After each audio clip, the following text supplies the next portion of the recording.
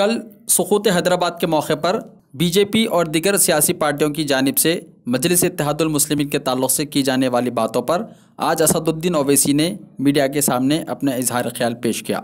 आइए देखते हैं उन्होंने कांग्रेस और बीजेपी और दीगर सियासी पार्टियों को क्या जवाब दिया। यहाँ पर आए थे, निर्मल में आए थे और उन्होंने सीधे सीधे ये कहा है कि बीजेपी जो है मजलिस पार्टी से बिल्कुल नहीं डरती, खास करके तेलंगाना में। अब सीधा क्या आप समझते हैं कि और भी कुछ और एक पार्टी के लीडर ने कहा ना, 2023 में सरकार बनाएगी और एक पार्टी लीडर ने कहा ना कि हम वो भी कुछ केटीआर भी कह रहे थे कि हम एमआईएम से नहीं डरते। और अच्छा, एक और पार्टी ने कहा, पुरानी पार्टी, हाँ, तीनों ने मिलके, देखिए टीआरएस, कांग्रेस, बीजेपी सब मिलके लैला की वाहवाह कर रहे हैं और सबकी जबान पे से ओवैसी एमआईएम है। इनको हमारे सिवा कोई नजर आता ही नहीं है ना। क्या बात है यार, अच्छी बात है, चलिए, मगर इनको हम इन तमाम को बोलना चाह रहे हैं कि हम भी किसी से नहीं डरते, हम सिवा अल्लाह के किसी से नहीं डरते, बस। और क्या है, पॉलिटिकली क्या आप समझते हैं कि बीजेपी जो है आपको टारगेट करके पॉलिटिकल माइलेज ज्यादा देगी? देखिए, अमित शाह साहब को, होम मिनिस्टर को बड़ी तकलीफ है कि वो हमारे कॉन्स्टिट्यूंसी में आए थे, चार मीनार के दामन में आए, दोनों वार्ड लूज कर गए। उत्तर प्रदेश के मुख्यमंत्री को हमारी कॉन्स्टिट्यूंसी में 4 घंटे फिराया, कुछ फ़ायदा नहीं हुआ, हार गए। तो उनको वो बड़ी तकलीफ़ है, इसीलिए वो अपनी तकलीफ़ का इजहार कर रहे हैं। दूसरों को भी तकलीफ़ है, तो हम भी किसी से नहीं डरते। ये बार बार ये लोग डर की बात क्यों करते? डरने की बात, डेमोक्रेसी में डर क्यों हो रहा है? और डेमोक्रेसी में माइनॉरिटीज़ को कॉन्फिडेंस दिलाना ना, आप तो मेजॉरिटी हैं, आप तो रूलिंग पार्टी हैं दिल्ली के, आप तो शाह साहब हैं, तो आपकी ज़बान से डर क्यों निकल रहा है?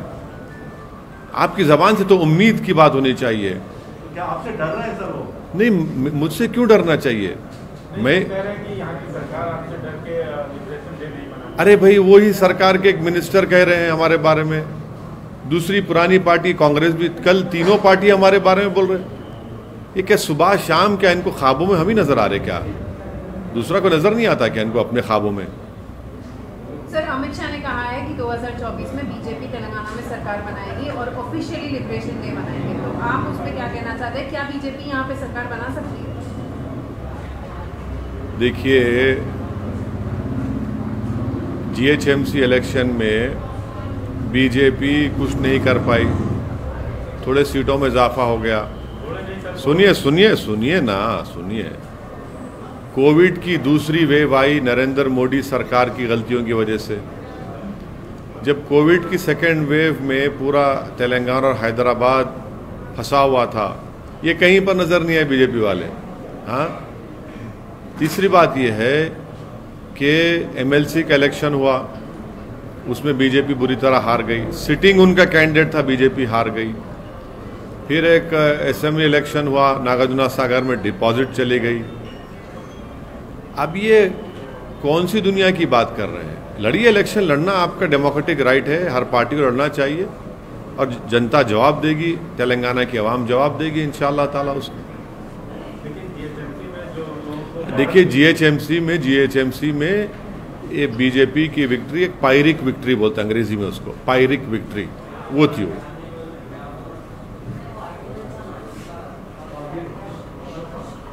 सर, ये प्रधानमंत्री जो सीईओ मीटिंग में कहे कि वो भी रेडिकलाइजेशन के खिलाफ है और मॉडरेट जो है बात को पसंद करते हैं।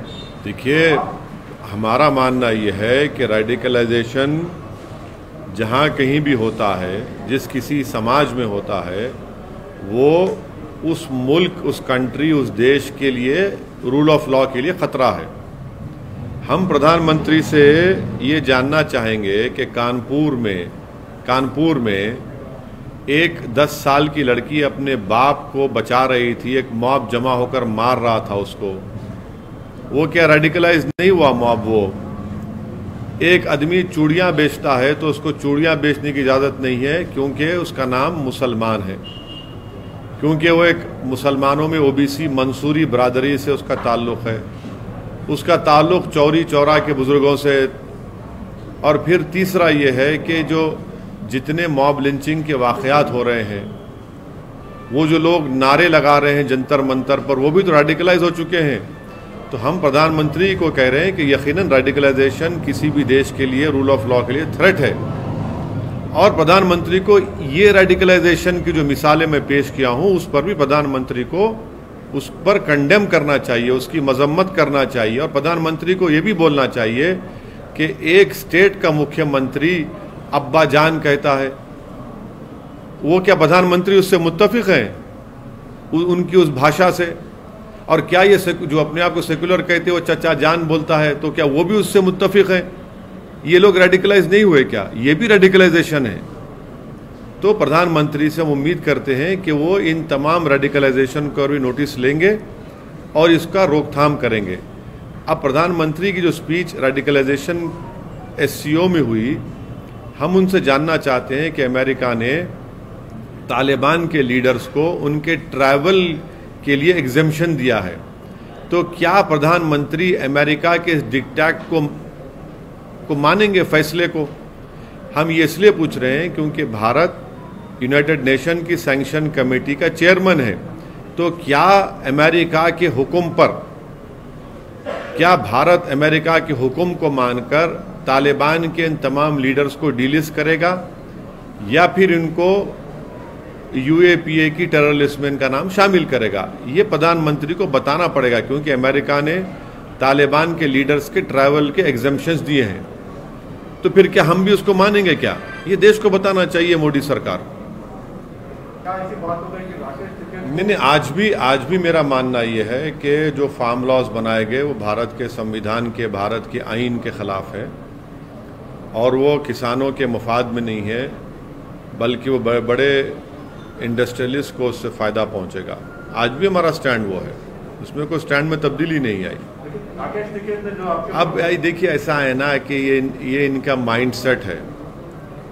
इनको लगता है कि मुसलमान को इस तरह से पुकारो, तो चाहे वो उत्तर प्रदेश के मुख्यमंत्री हों या ये मौसूफ हों, ये इनकी मानसिकता को, इनके माइंडसेट को का इजहार करता है, जिसमें मुसलमानों से कूट कूट कर नफरत भरी हुई है।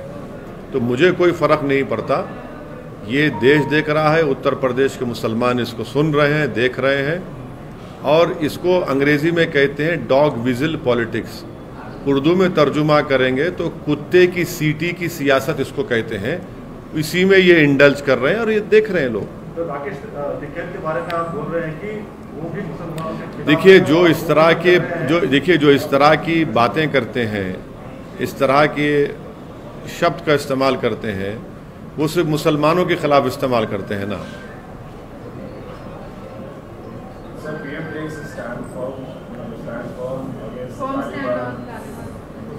You see, after the Prime Minister's speech of yesterday, I had tweeted that any radicalization in any country is a threat to rule of law. I hope that the Prime Minister also takes notice of these people who mob lynch people in the name of cow or in the name of religion. I hope that the Prime Minister is informed about what happened in Kanpur when a 10-year-old Muslim girl was trying to save her father from a mob which was beating her father just because he happened to be a Muslim. I hope that the Prime Minister has taken notice of what has happened in the capital of our country at Jantar Mantar, wherein a mob assembled and raised slogans about annihilation of the Muslims.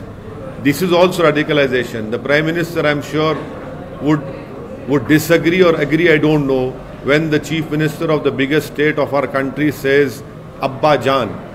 That also has to be taken note of. So radicalization is happening, and the Prime Minister should take note of who has radicalized these people, who are calling Nathuram Godse a savior.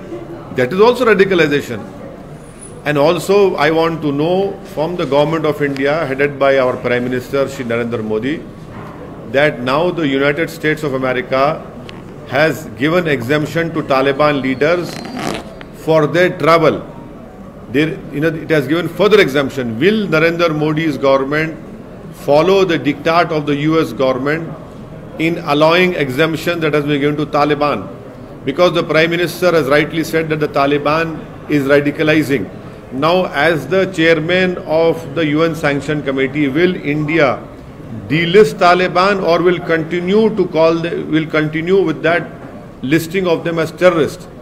And if that is the case, then the government should ask that Taliban should be put in the terrorist list under Unlawful Activities Prevention Act. I hope that the Prime Minister will respond to it and their government will respond to these two things. Are you looking to build your dream project, but construction costs and time are a big hurdle standing in your way? If yes, then you are at the right place, because Cosmolite AAC lightweight block is a game changer in the construction industry. Our innovative technologies and highly experienced team can help your dreams come true. With our proven strategies, Cosmolite AAC block cuts down the requirements of steel and cement by 20%, saving 30% on construction costs and reducing construction time by 25%. Major builders and contractors have already switched over to Cosmolite AAC blocks because of the structure saving, acoustic insulation, faster construction, lightweight, waterproof workability and flexibility, earthquake resistance, and pest resistance. Cosmolite is all set to emerge as South India's most preferred brand in AAC lightweight block. So, what are you waiting for? Let's build with Cosmolite and stay happy, because we don't only build structures, we build happiness. Cosmolite, light up your life.